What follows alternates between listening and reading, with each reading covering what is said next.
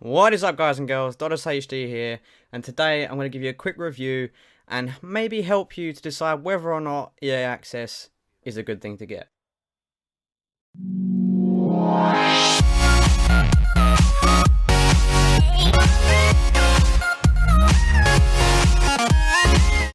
Okay guys, so many people are wondering whether or not EA Access is worth getting. So in this video, hopefully I'm going to be able to help you make that decision and decide whether or not EA Access is beneficial for you. I'm going to show you how it looks like. I'm going to go through the EA Access hub. Then we're going to talk about some of the pros and cons of getting EA Access, and then I'll sort of give you my opinion on whether or not I think EA Access is worth buying.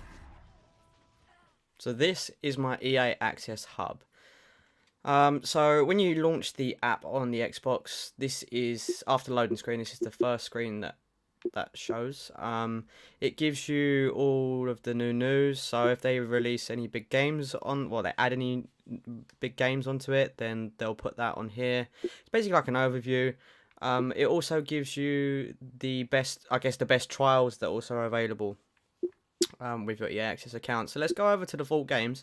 So this is where all the games that you can download are stored. So you literally just go on whatever game is listed on here and it will take you to the store, and then you can literally download it. So they have Mass Effect 3. I do want to say that they don't just put Xbox One games on there, they also put the Xbox 360 games that are also backward compatible. So it is a very good way of getting newly backwards compatible games for obviously a much cheaper price. So they've got Mass Effect 3 on here. I mean, look at this, FIFA 17. Like, I know FIFA 18 will be released soon, but FIFA 17, I don't really buy FIFA. I do occasionally like to play it every now and again. So it's good now that I've got it on my EA Access. They have many new releases. I mean, look, they have Star Wars Battlefront as well. FIFA 16. They basically have all the FIFAs on here.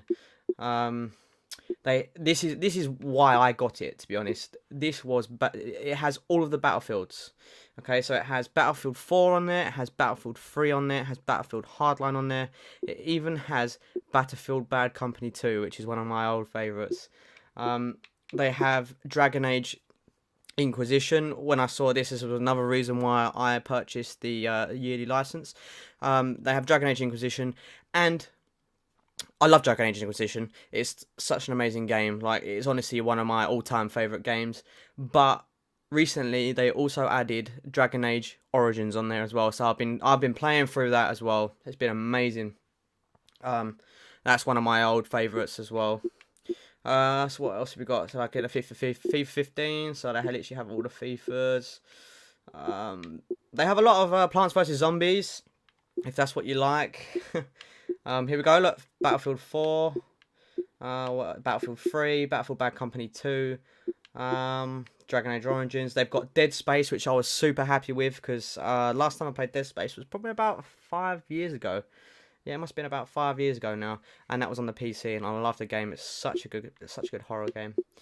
Mirror's Edge, I haven't actually managed to play that yet. They've just added, by the looks of it, Medal of Honor Airborne. I've never played that, so I probably will give that a go. They have Mass Effect 2 and they have Mass Effect 1 as well, so they have the whole series of Mass Effect, which is obviously very popular. And you get loads of like little sort of crappy games as well, like Feeding Frenzy. These are like the old games that we used to play as a kid. But yeah, for me, just buying it for Dragon Age Inquisition alone would have been worth the money. But they have all of the Battlefields on there as well. So Battlefield 4, which was okay, don't get me wrong. Battlefield Hardline, good campaign, multiplayer was a bit crap. And then you have Battlefield 3, which was my favourite for online multiplayer.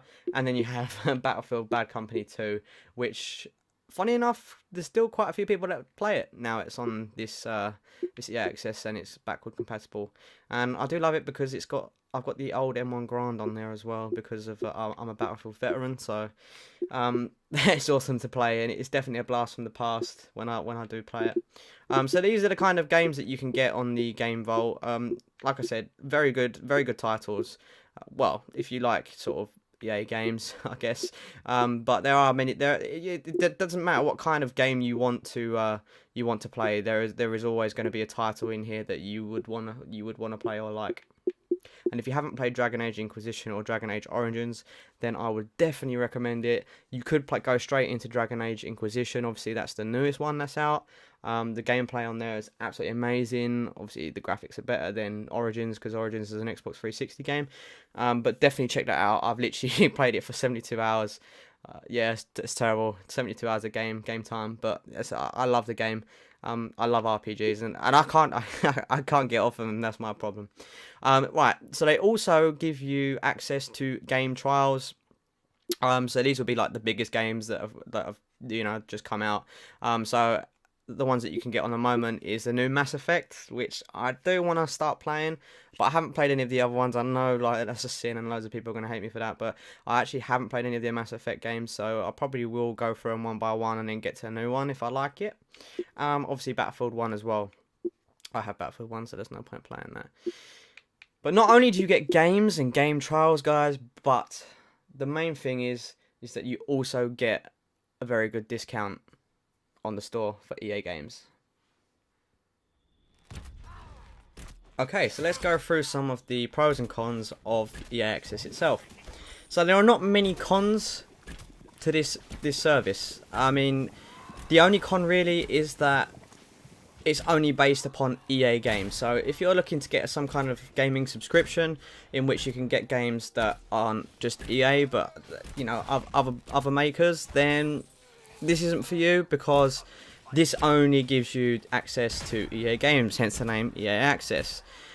The only other con as well is that it's another subscription on top of another subscription on top of another subscription. Basically, don't forget, like, you have your Xbox Live. I mean, for me, I have my Xbox Live to pay monthly. I have my PlayStation Plus to pay monthly.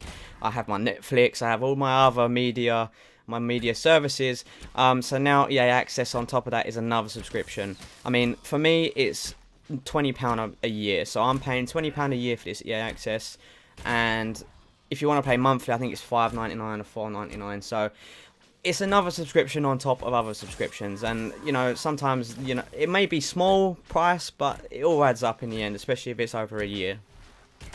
But apart from that, there are not many cons. I mean, let's talk about the pros. The pros is that you get some amazing games for a very cheap price. I mean, alone Dragon Age Inquisition would have been enough to pay the £20 a month for EA Access, £20 a year for EA Access, for sure.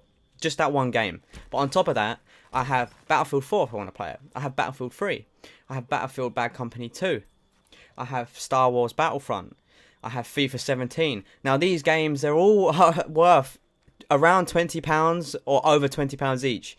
So the fact that I'm only paying £20 a year to play these games whenever I like, for me, it's a no-brainer. It's amazing.